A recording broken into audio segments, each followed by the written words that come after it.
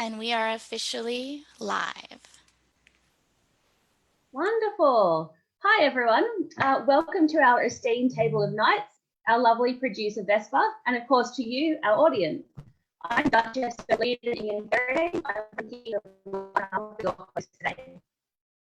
I put together this roundtable series, trying to address that feeling of disconnection that was a native to COVID-19. I should reach out to you in general and hopefully share some information. Just so recently,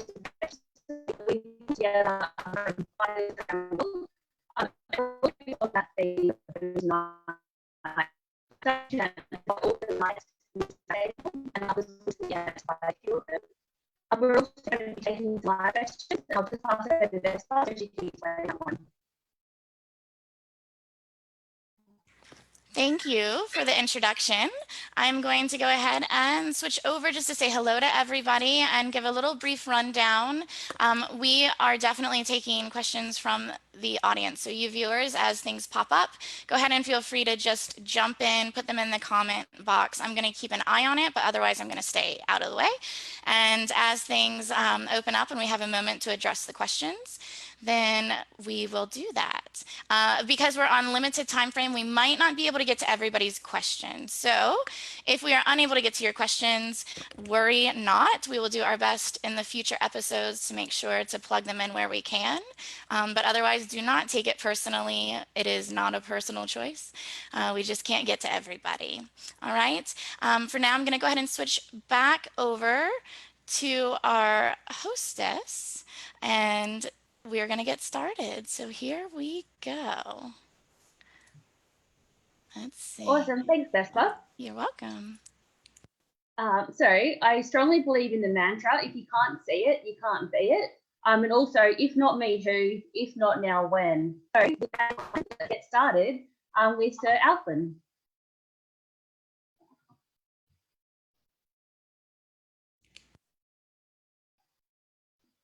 Hi there. So our first question is just some background questions. I'm Alfwin. I'm currently 52 years old. I was knighted when I was 48. I'm in the Kingdom of Eldamere. In my main weapon form in tourney is sword and shield. In melee, I'll fight either shield or spear. But my big thing in melee is field commanding as opposed to combat directly. I started in the SCA in 1991, and I've been fighting since the get-go. Knighted in 2016, so 25 years in. And my thing that I love about fighting is in a really great fight, you get sort of this flow between you and your opponent, and I just love that feeling of connection.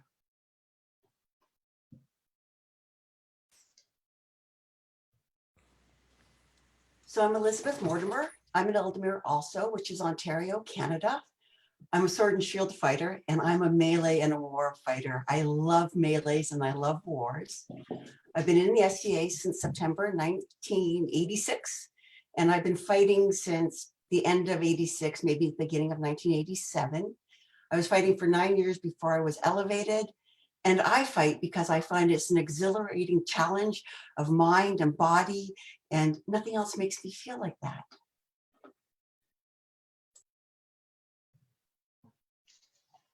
Hi, I'm Stariha Cara. I'm from Kaid. I primarily fight sword and shield, and I've been fighting for going on 10 years. I'm one of the newest knights in Kaid, and it was 9 years before I was elevated. My favorite part about fighting is also war. I love that you get to fight with your friends and you get to fight against your friends, and then you get to go hang out around a campfire later on. So that would be my favorite part.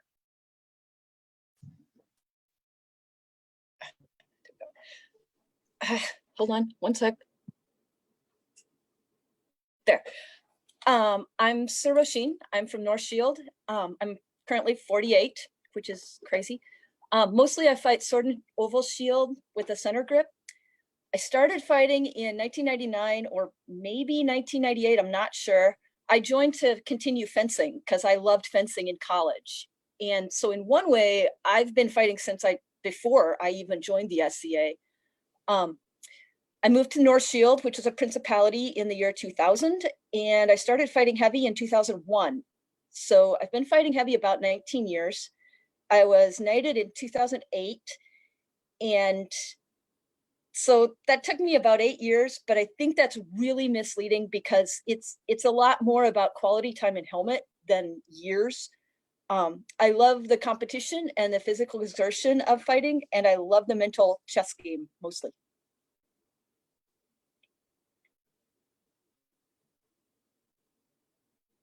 Hi, I'm Sir Eva Von Danzig from the Kingdom of Lockhart, which is located in Australia and New Zealand.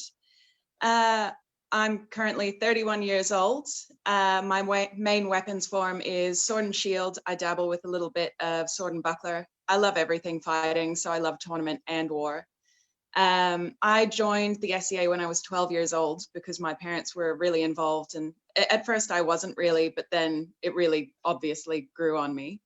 I've been fighting since I was 16, so I got authorized pretty much as soon as I could.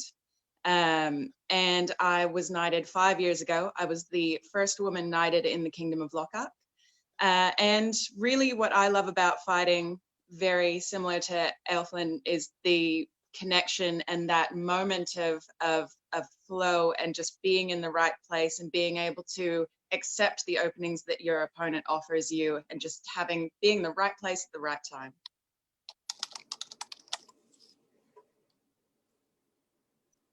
Excellent. Thanks for the introductions, everyone. So we're going to kick off with our first question, which is, why did you want to be a knight? And so we have Sir Elizabeth going first. So I always wondered why you wouldn't be a knight, even though I didn't know what a knight was when I first joined. I thought it would be a wonderful thing to be. So I have just always wanted to be one.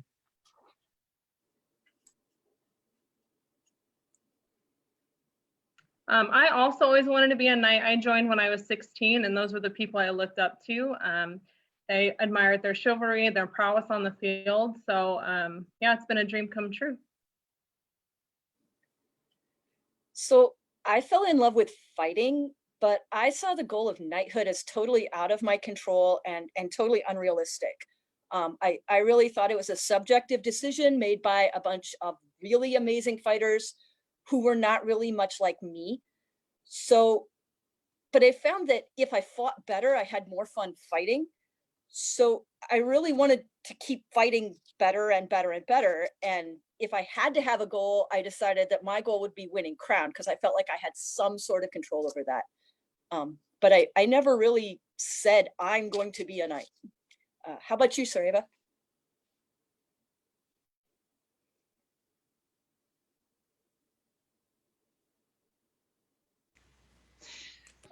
So for me, I mean, I really looked up to a lot of the pinnacles of the art, and I wanted to be like them. So, I mean, knighthood was always an aspiration for me. At first, it was largely about the fighting, and then shortly before I became a knight, there was the extra layers of being a pinnacle of chivalry and wanting to uphold those traditions. But mostly it was, you know, I had so many good role models, and I would, you know, look at different knights from different kingdoms, and I just wanted to be able to be a part of that and to emulate that.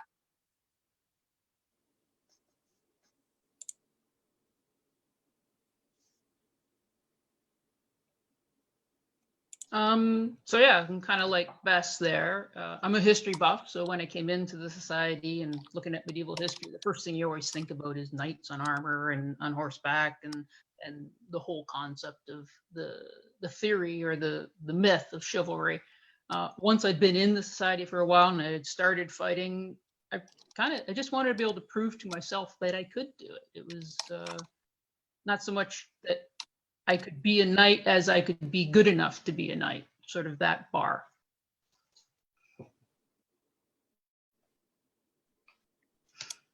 All right, so the next question we've got is, how would you describe your path to knighthood?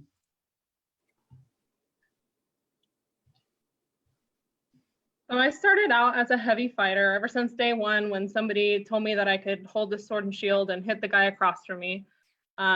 But as I got further along in my path, I became a Squire to Alexander and I got closer to knighthood. I realized how important all the other aspects were, like I had to delve deeper into sewing and to armoring so that I could look the part. I had to be more social so you can really get to know the other people that are going to be in your brotherhood, which was definitely the hardest part because I am totally an introvert.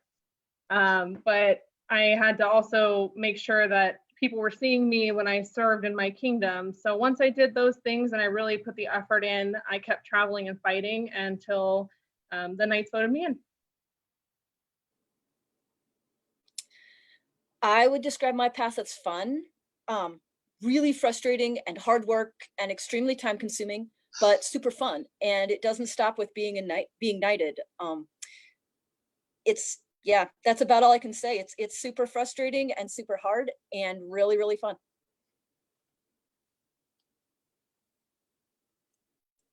So for me, I feel like I had an interesting path. Because I started so young, it really became part of my lifestyle. But I often tell a lot of our students that if I could get knighted, anybody could, because I started super young. I was unathletic. I really didn't have any natural talent. But I got knighted in 9.5 years, which the average for our kingdom is about 10.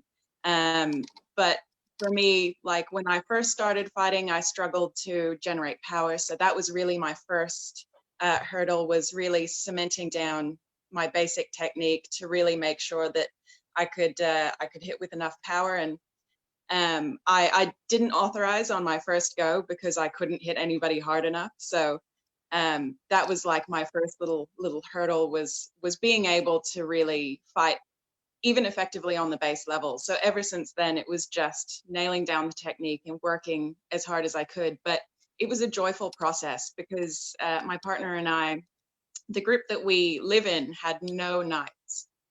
So we are in a small barony in the south of Australia. And my fiance is actually the first person knighted in this group in 23 years. And I was the next after him.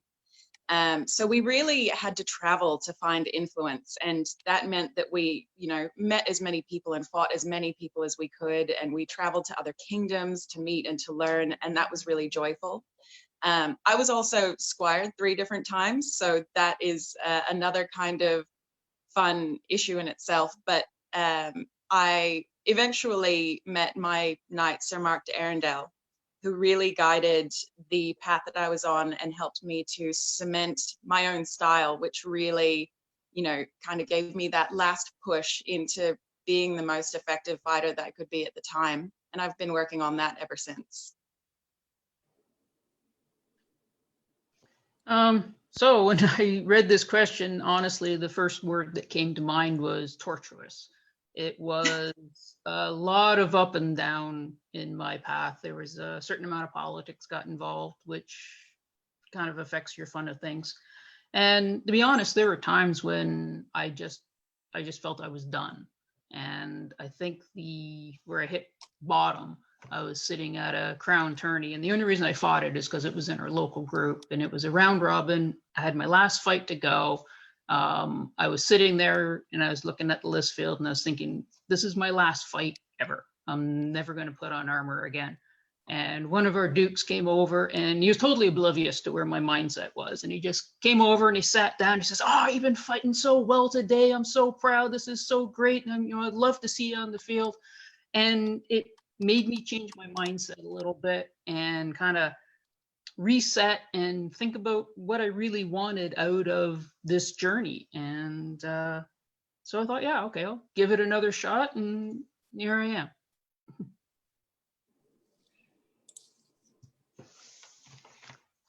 When I first heard about fighting, it was a really long time ago. And women were not really common in fighting, but I phoned the local contact and I said, "Hey, I've heard about this thing called the SCA." And he was describing it to me and he described the fighting. And I said, "Well, can women fight?" And he said, "Well, they can, but they don't usually." And I said, "But there's no rule against it." And he said, "Nope, there's no rule against it." And from that moment on, I was fighting. And I fought because I wanted to be good. I fought because it made me happy. I practiced all the time. And I want to stress, whether or not I had become a knight, I would have continued fighting.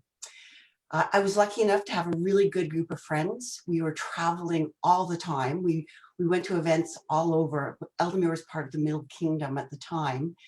And I know one year we were away 47 weekends out of the year, and it was just so much fun. But after a while, it got kind of stressful, and I would get tense, and I wasn't having any fun anymore. So I just decided, as Alfwin said, I would stand back and I would just go to events and just have fun, just do pickups. And I guess you could say I got my groove back. And shortly after I got my groove back, that's when I was actually elevated. And it was a nice thing. All right. So the next question comes from Yalskona Hala in Lockhart. And so her question for the panel is, what was the best tip and the worst tip that you received as a squire? So the best tip I've ever heard, and I repeat it often, is hit them all and make them like it. And making them like it is actually the more important part of that half of that saying, is hit them all and make them like it. So the worst advice I got, so there's an event and there's some pickup fights after, and pretty much there weren't very many. So it was me and this guy. And I looked at him and I'm like, I know there's nothing I can do to win this fight. I am not going to win, but I'm pretty sure I can learn something because he's really good. So go for it. So I went out there, we did a couple passes. He hit me, whatever. I go in and I land this flat snap. And then I got out because I didn't want to get hit. And he stopped and he kind of blinked and he kind of looked and he came back in and we kept fighting. And I'm like, yeah, I knew I couldn't hit him, whatever. So after the fight, we're kind of talking and he's like, so you hit me and it was clean and it was hard, but I looked at your facial expression and your face told me you didn't believe in it. So it couldn't have been good. And I was like, you just called off a shot for poor facial expression. So that's terrible advice. A person shouldn't have to worry about their facial expression. On the other hand, it kind of leads into some good advice, because to win a fight, you actually have to do more than hit someone. You have to make them believe that you bested them. And it's actually two different things. So I guess that's the worst advice, poor facial expression.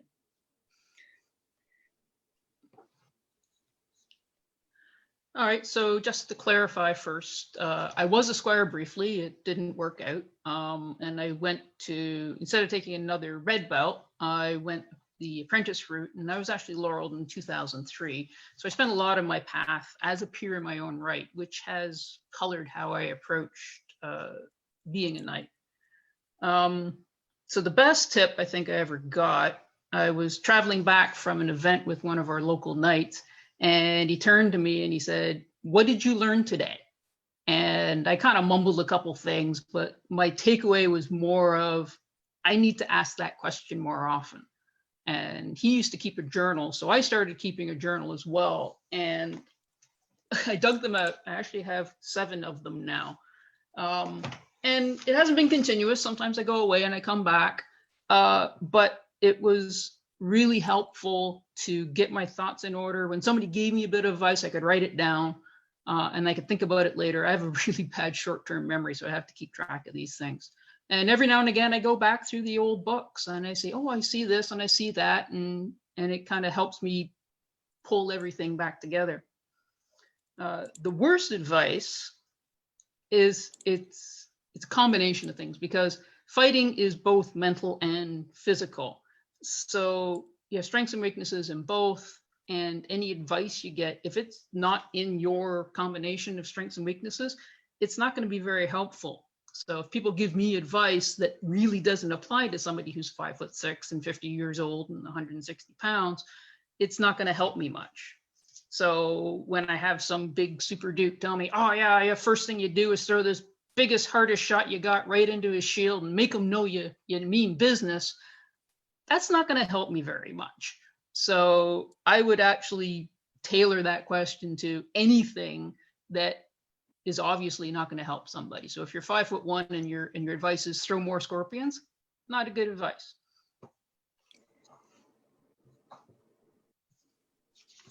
So one of the best tips that I ever got was from my knight, Alexander. When I started getting closer to knighthood, we would analyze fights after a tourney, and I had so much pressure to win every fight, and all of that was self-imposed. I would see people there I was trying to impress, and I thought that the only way I could be a knight is by winning every fight. And so the best advice that he gave me is to stop stressing and to go have fun. Like we do this for a reason. We love to fight. And so I took the stress off myself, and I went and I had fun and I got knighted. So that made my performance better.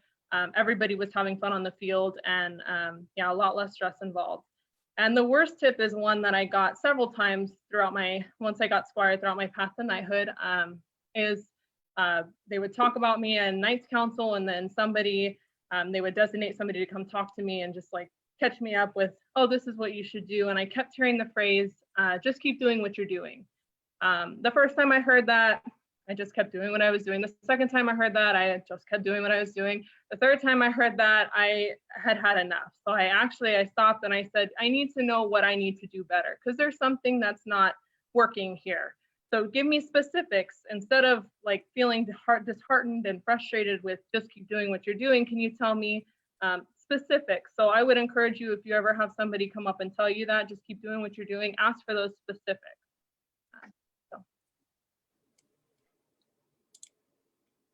Some interesting tips in there. All right, so the next question we've got from Fiona Ingen Murder. It's an interesting question. It's, did you ever feel that the likelihood of you getting knighted was much lower than that of every other guy at fighter practice? And if so, how did you deal with those feelings and overcome them?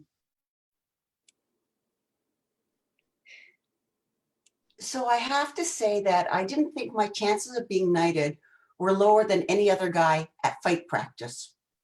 But there was a cohort when I was coming up, the unbelts. And of the unbelts, sometimes I would get frustrated because some of them got knighted before I do. But I think that I never thought it wasn't possible. I think that at the time, I just thought it was going to take a really long time. I was okay with that because I really, really like challenges, but I never thought that it would not be possible. I know where this question comes from, and I know the people at the local practice that you've got, and you've got a phenomenal group of fighters there. And I would say that with that group of fighters, it would be hard not possibly to be discouraged isn't the wrong word, but to be questioning whether you could or not, because they are such a phenomenal group of fighters. I would encourage you to be confident in yourself and to keep practicing and going with them. And I know that you guys talk a lot, so talk and ask and keep practicing. You guys have got a great group and you'll be fantastic. So like I said earlier, the group that I was in had no active knights for a really long time.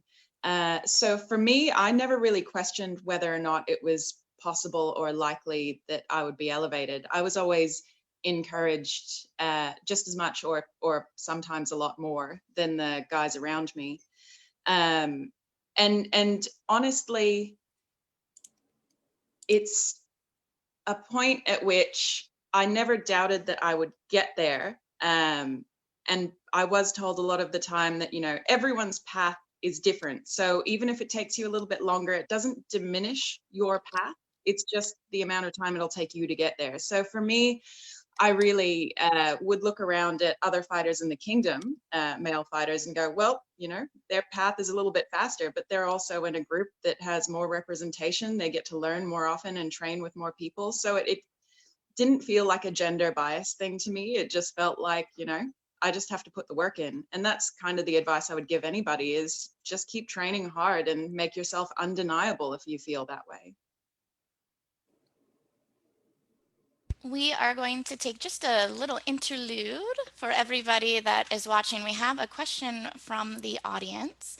The question would be, what was the biggest hurdle you dealt with in your path? Now we are just going to kind of look to all of you. So if you're interested in answering this, go ahead and give me a hand.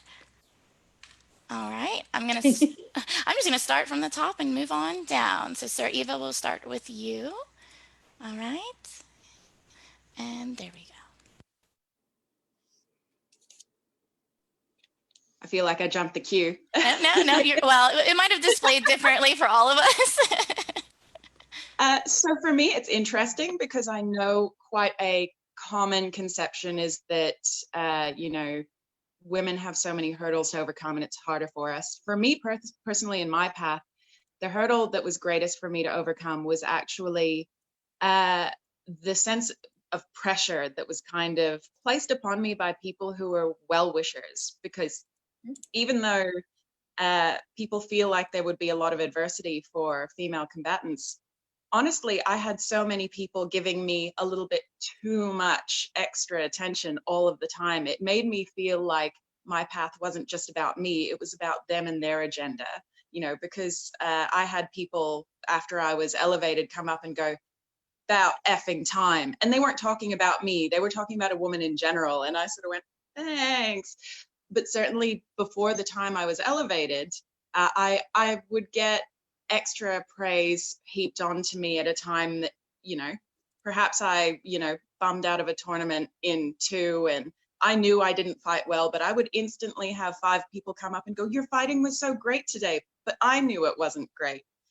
But something that my knight had said to me is, you can't control what people are inspired by. You can't control how people think of you. So you kind of just have to take that in your stride and be okay with it, and don't feel the sense of pressure, because in the end, they want well for you, and that is a good thing. And so it really was something that I had to overcome and go, it's okay. People just want what's best for me.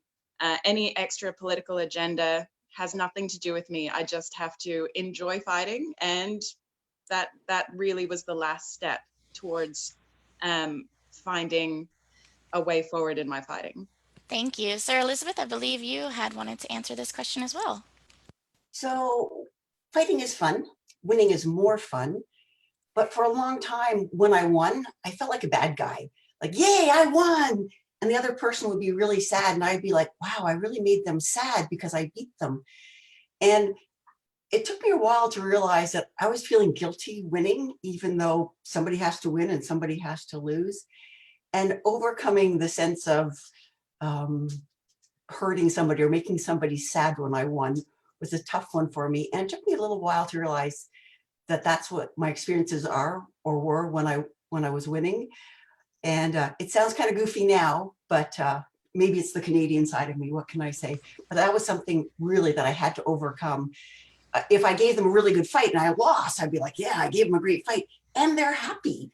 So it took a while for me to remember that winning is okay. Good people could win too. All right, I'm switching back over to take a look at all of you lovely faces. Do we have any more answers for that particular question? Great, I'm spotlighting you now.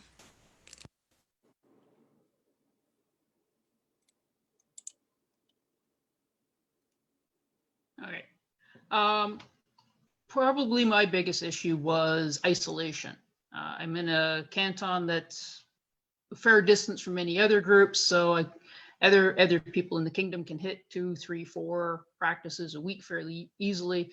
I don't have that option, so it was hard to get that kind of training. And also not having a household or a dedicated knight who was, to say, responsible for training me meant that I had to go out and find somebody and say, hey, can you teach me something today? So I found that really hard to try to break through those barriers that other people just didn't even see because it was natural for them. Wonderful. And any other comments before we move back on to the rest of the episode? All right, I am surrendering to our lovely hostess. Thank you. All right, so the next question. So this is from Baroness Indonesia of the Midrealm, and that's, how did you manage or overcome fears that you might never reach your goals, no matter how hard or long you work? So I guess I would speak to frustration that I wasn't getting anywhere towards my goals. I don't think I ever really feared that I wouldn't achieve. I mean, I just figured I was going, and I loved fighting. So as long as it took, whatever. But when I got frustrated, that would make me stop and break things down into steps, and kind of be like, oh, so right now I am really frustrated.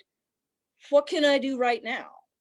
Should I do my laundry so I'm ready for fight practice with clean armor, repaired armor, whatever? Should I go out and do pel work? Should I watch some videos? And maybe that means I need to think about my victory conditions in a fight. Maybe I need to think about, next practice, I'm going to throw a wrap shot. I'm going to throw a double tap wrap shot. Maybe I'm going to figure out something that when I do it, I can tell myself I succeeded. Because if it's all, gee, I lost that fight, I'm discouraged. I lost this fight, I'm discouraged. Then yeah, you're totally discouraged all the time. And that makes people give up. So get your victory conditions in order so that you can achieve small goals as you step towards whatever your biggest goal is.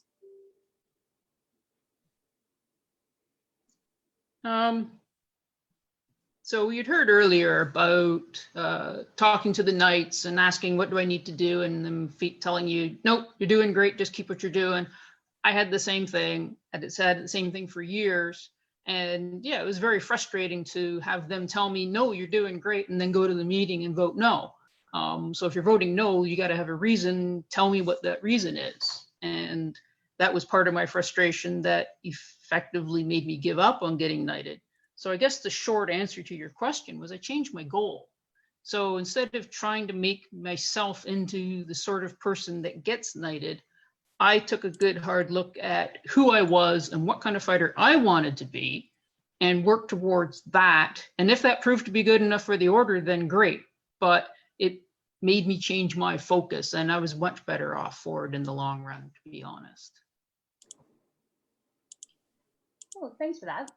All right, so this next question is from Jean Todd. I'm just going to quickly mention as well that I didn't write these questions. I generally cut and copied what we got.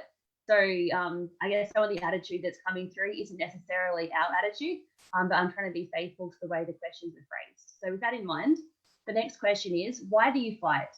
It seems to me that everything is 4 times harder for females in SCA fighting. What do you gain, or what is the advantage in you continuing to fight? So for me, I fight because I love fighting. I truly believe that if you love fighting, the path is the reward. But if you fight purely because you want to reach an accolade, then the path will be a burden and you'll be disappointed when you get there. I don't agree that things are 4 times harder for women. I think our sport can be more difficult or challenging for people of small physiques overall. And so sometimes you have to put in the extra work to get your technique just right, but you can ultimately be successful with hard work. So yeah, I love it. That's it. That's the advantage for me. So I would echo the same thing. Fighting to me, it makes me happy in a way that nothing else makes me happy. And at 5'4", I can't say that I know what it's like to be a big, tall guy. I don't know if it's 4 times harder for women. I don't know what it's like to be a small guy. I do know it's a sport that favors big, tall guys. So I'll just leave it at that. If the question is, why do you fight and what do you get from it? If the question is, do I try to get better every practice, then yes. One of the things I like about fighting is that it's hard. I like that it's a challenge. I like that it's difficult. I like that it's a mind-body sort of joining together thing. I like that when it finally all comes together, it's perfect. And I like it when it comes like that. So, and I like the challenge. So that's why I fight. All right, so the next one we've got is, this is from Kenny. What do you think was different for you as a female than what it's like for males on your path to being a knight? So I think mostly at the beginning is where I saw the discrepancy between female and male. And I don't know if that was only because I was female or if it was also because I was young, because it's not particularly intimidating at the beginning of a fight. I used to have to declare my age to anybody I fought. That's how that would start. And then we would get to fight if they agreed to it. But I really had to focus on technique because the muscle strength wasn't there. So it was a slow road at the beginning, but once I got my aggression, that was my first tactic, was to get a lot of aggression in. And then really hone in that technique so that you're using your hips, you're using that you're using your hips and you're using your technique to win fights. So I didn't have that problem at the end of my journey. So something that was kind of spoken of earlier, I thought it was really hard for me because I got so much attention a lot of the time. And sometimes that was really good because I would get advice, whether I asked for it or not, after every fight with whoever I fought. And so I would literally write it down in a book pretty much after every 3-4 fights, as long as I thought I could remember, and then write it down. And I would take that to my night and I'd be like, okay, earn your keep, dude. Here's all this stuff I got from this event and what's worth something and what should I just forget about because, you know, it was dumb or whatever. So in some ways that was really valuable to me. And I'm not sure guys get that quite as much. On the other hand, it put a lot of pressure on me because I really felt like everyone was watching me all the time. And, you know, especially as I got better and better, I would get asked, why aren't you knighted yet? And I'm like, well, sir, you probably know more about that than I do, you know? And the populace too would, you know, be like, you represent all the women and all of our dreams. And I'd be like, what if I totally miss a shot and don't call it? And, you know, I'm a complete failure. So I guess in some ways that was okay because it taught me that I could give myself permission to disappoint people. But in other ways, I mean, it was really hard for a long time. All right, the next one we've got is from Sydney in Atlantia. And she says, how did you know when you were getting close to being knighted? And what was the last part of your journey to knighthood like? Well, as I mentioned, I'd given up on being knighted. So when it was pretty much a surprise. I had no real expectations. I had switched my concentration to fighting in Crown. So the last part of my journey really was honestly physically and mentally exhausting because I was really concentrating on my physical training. I was in the gym twice a day. I was doing cardio twice a day. I was doing all kinds of study on the mental game. I was traveling all over trying to get whatever practice time in that I could. And that paid off because I started making the semifinals in Crown, not always, but semi-regularly. So I was feeling good about myself in that respect. So I don't know. Okay.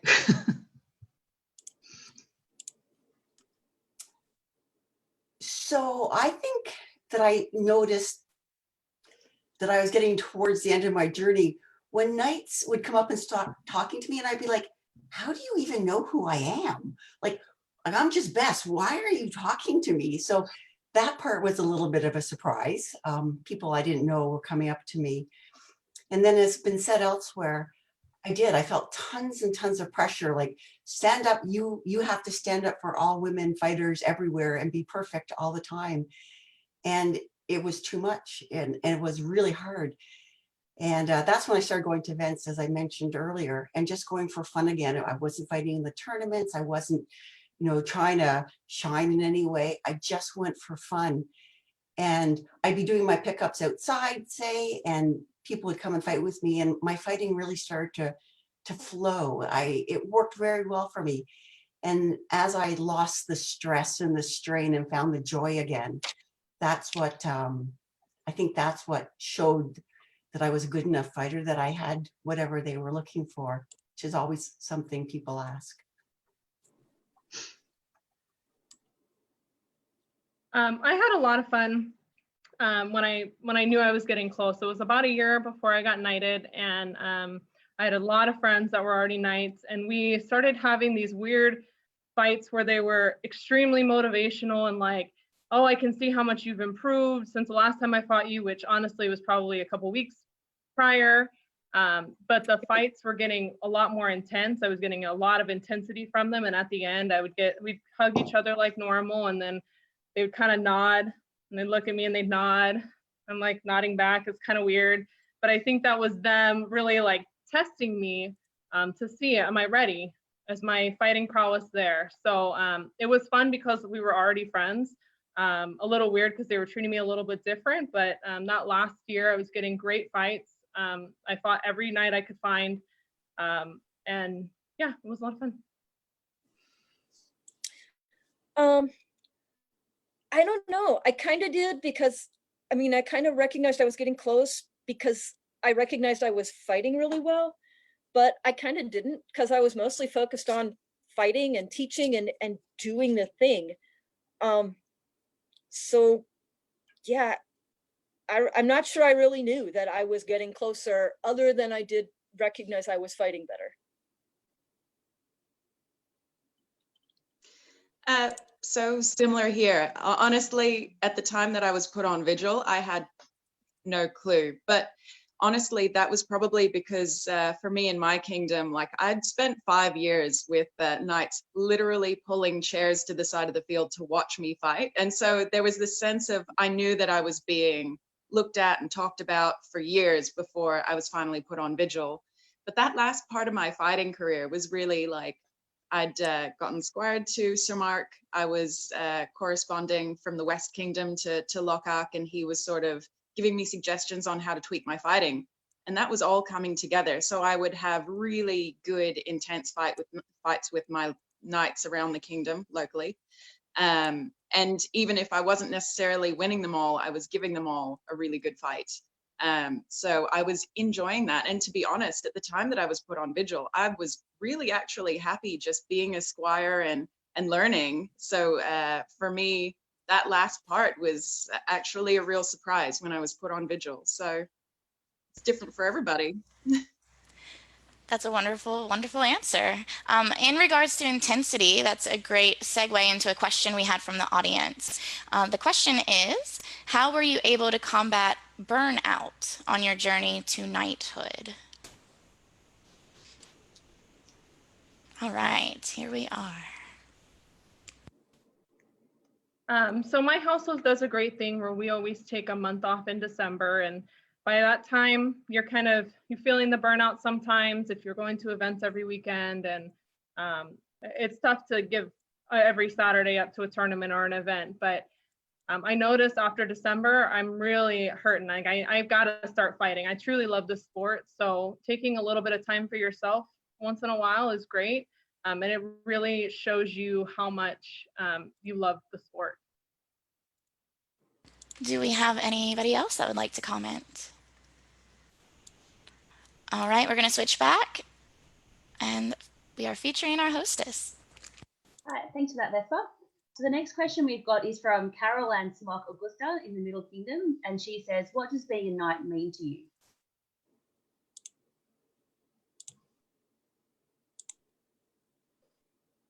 So what being a knight means to me, I always think about something that I was heard that was attributed to His Majesty Uther, current King of the West.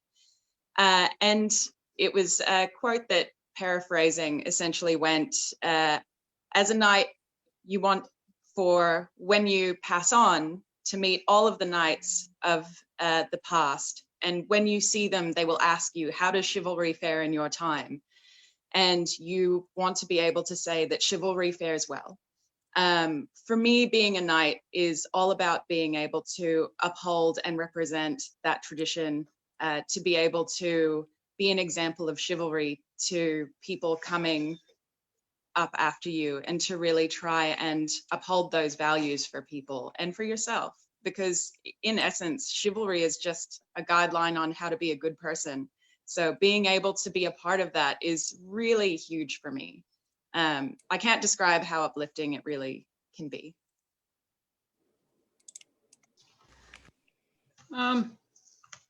So I'm a triple peer, so I see peerages from different perspectives, Laurel, Pelican, and Knight. The view people put on Knights, the spotlight, is much higher than it is on the other orders. Because I think because of the mythology behind the Middle Ages of what a knight is and what a knight is expected to be. So there's that aspect. There's the aspect as a peer of the SCA where you're expected to provide support and guidance to others, for my Squire, for example, or to other fighters on the field. Now, for me personally, I'm externally motivated. I'm not internally motivated. So I don't do things for me so much. I do things because it helps others or it makes my friends happy. And we've heard this from a number of the other panelists where you've got a lot of feedback from the women in the kingdom, the non-fighters, the girls, the young kids, who look to you as that inspiration of someday that can be me. And that's something that's in my head all the time, to the point that actually made it part of my elevation when I was elevated to the chivalry, is I brought the girls of the kingdom, any girl, not adult, who wanted to be in the ceremony was allowed in, and they escorted me into the hall. And we had, I think, 15 or 16 kids there. And I was expecting one or two, I thought, oh, that'll be kind of cool. And I had this crowd of kids behind me, and I turned around and I saw them because they were behind me. I didn't see them.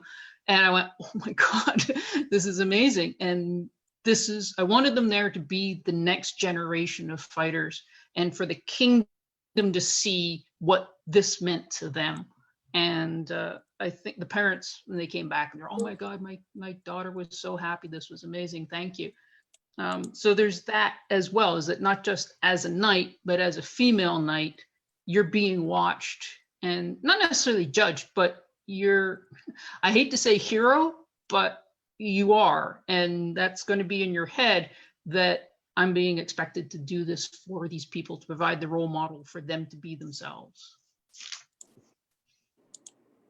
All right, that awesome answer actually segues perfectly into our next question. And so this comes from Signy in Atlantia, and she says, how did it feel when you went through that change in status after you were knighted?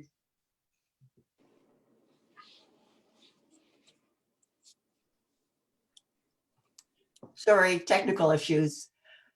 So when I was knighted, I don't know what I expected, but clearly I had some kind of expectation, something would be different. And it wasn't. I was still just Bess. I was still just fighting, but I know that I felt restless. Like I'd had this goal. I wanted to be a good fighter. And now I'd had confirmation I was a good fighter. And I didn't know what to do next. I sort of went, well, now I'm in the club and it's great and I like it, but what do I do? And that was really hard, feeling a little bit lost. At that point, I set a different goal for myself. I was going to win Coronet, which I did in 6 months. But it was feeling empty. It was not having a goal, not having a direction, because I like goals and I like directions. Alfwin says she's motivated by external things. I'm motivated by internal things, internal goals. And that has always been a challenge for me. So after being elevated, after Coronet, then my question was, well, now what? And my goal from then until this day has always been to be a good knight. And I can't tell you that I know exactly what a good knight is, but that is my goal. People cheered for me, and we've heard this before too. Before, people would cheer for me, like you'd be the underdog, and they'd be like, yay, Bess, you won that fight. And I'd be like, yay, I won the fight, I'm terrific. And then after that, they'd be winning a fight, say, and people would say, I'd go, I won a fight, isn't that terrific? And they'd say to me, well, you're a knight. You're supposed to win the fight. And then if I didn't, I'd be like, you're a knight. Why did you lose? So there are changes that happen to you that you don't even know about. Expectations, as we've said, expectations of others change of you once you become a knight, even though you feel you're the same person. So the coolest change that happened, and mine was recent in August, I was elevated.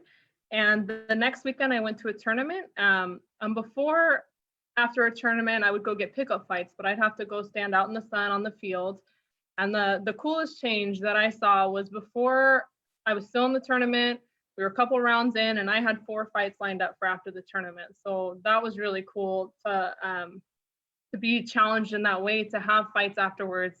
Yeah.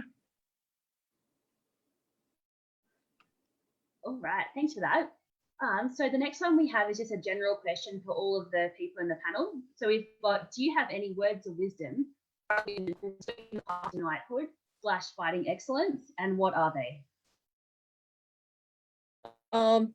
So the only thing that's worth the blood and the sweat and the frustration of fighting is the joy of fighting. A belt and a chain are nice symbols, but the joy of a great fight is what makes it worth it.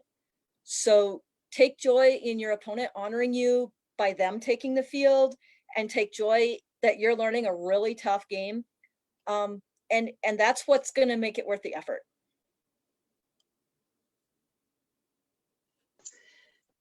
So really similar sentiment. I think just love the art, fight as many people as you can, learn from whoever you can, change things up when you need to. And one of the things that I cannot stress enough is be inspired by anyone possible. Certainly when I was coming up, there were no female knights in my area. We're all here if you need support, but don't feel like you can only be restricted to being inspired by fighters that are physically like you. Even now, my partner and I joke because I'll go to training and I go, I watched a video of Duke Thorfinn, I'm gonna fight like him today. And sometimes those are some of my best fights. So be inspired by absolutely anyone who sparks that joy in fighting for you.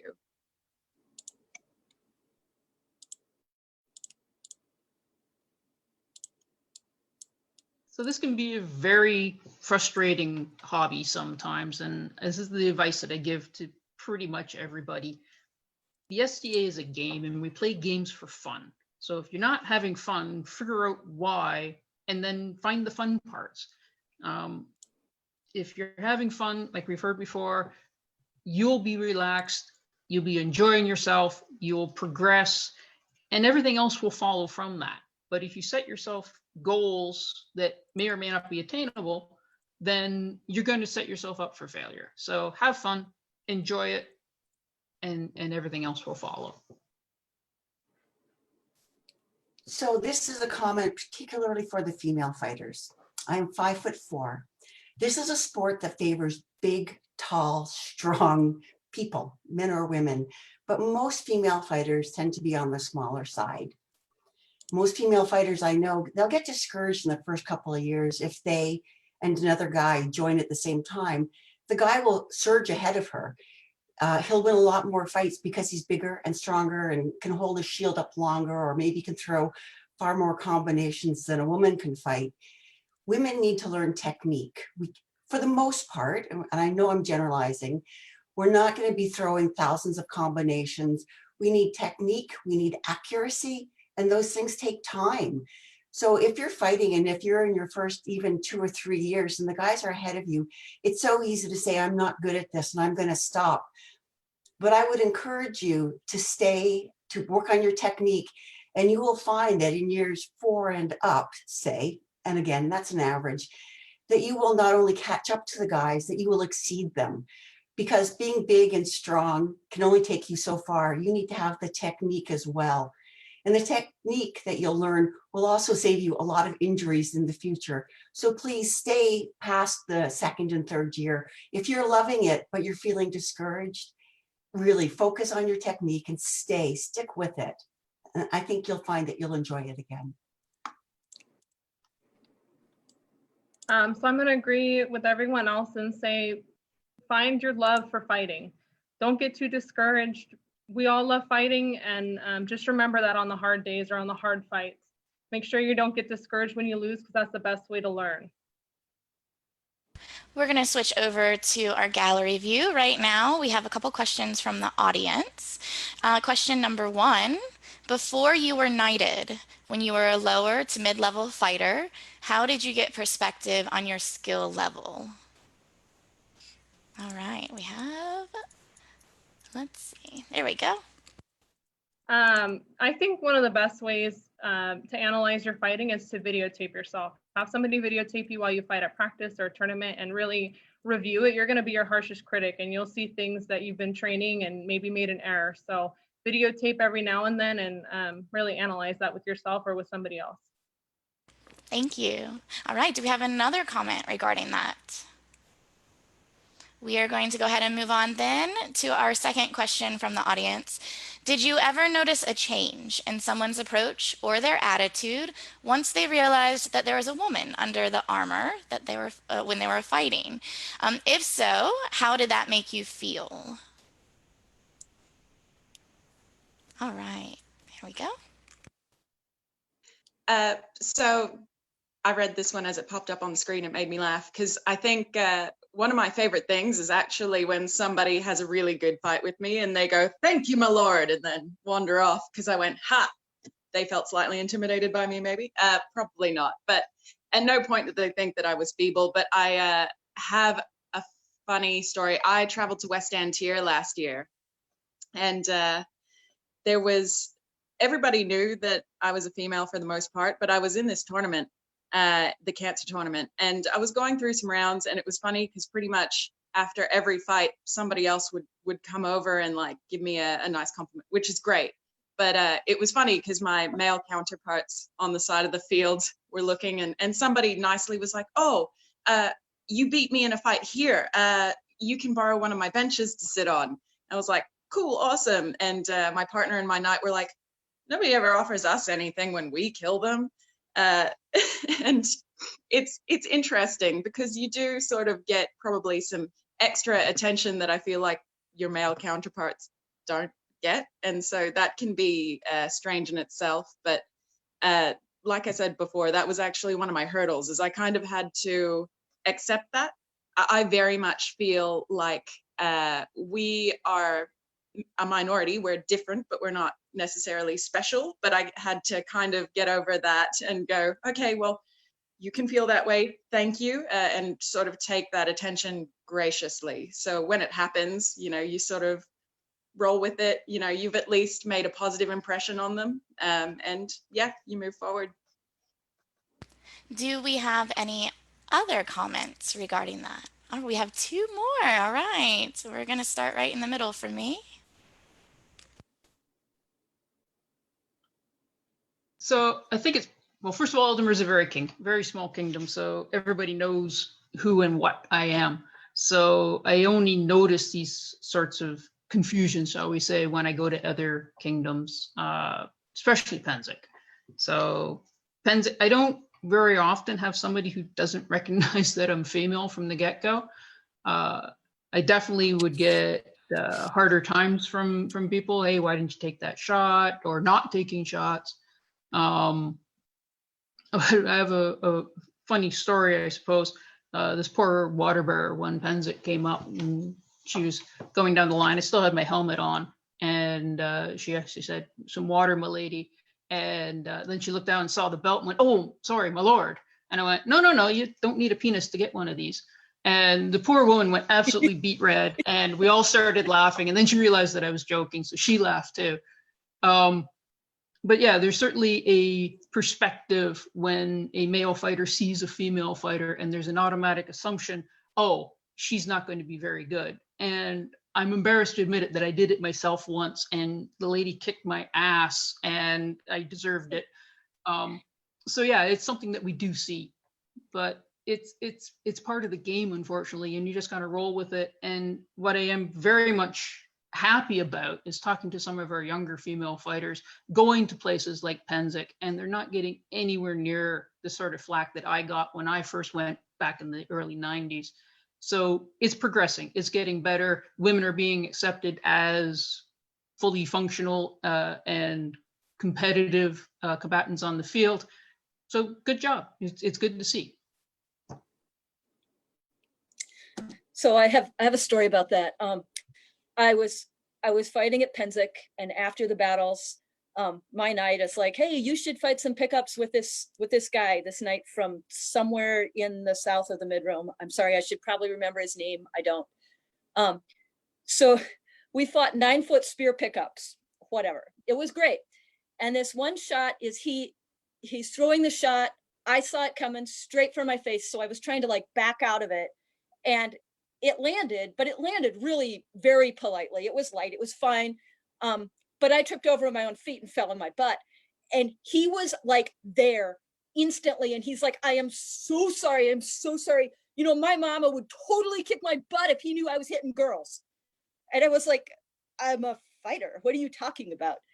But it really highlighted that we all bring our own baggage in some ways. So I try to give guys a pass sometimes when they say something stupid. It's like, well, you know, that came from where you came from. It's not necessarily what you really would believe if you were thinking about it. Wonderful. Do we have anybody else that would like to comment? All right, I am passing this back over to our hostess. Thanks for that. Well, we've come to the end of our session. So we had an hour and we're 3 minutes over. So we're going to wrap it up now. I know there was a few more audience questions. We don't have time now, so we'll get to them hopefully next week. I just wanted to say a really big thank you to Vespa for being our producer. Without you, we probably wouldn't have been able to make this work. Thanks to our 5 knights. I have found this really interesting and really inspiring myself, and it's just amazing what you can do with a bit of technology and a bit of force of will. So thank you very much, everyone, for participating. Your answers are really insightful, and I think they're going to be really beneficial to a lot of the people that watch, being fighters or trainers who watch today. So next week, our episode is going to be themed armor, weapons, and training.